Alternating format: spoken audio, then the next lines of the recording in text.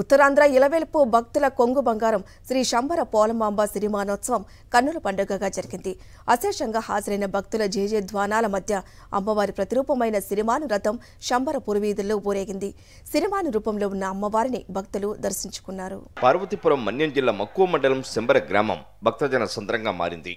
శ్రీ పోలమాంబ ఉత్సవంలో ప్రధాన ఘట్టమైన సిరిమాను ఉత్సవాన్ని అత్యంత వైభవంగా నిర్వహించారు.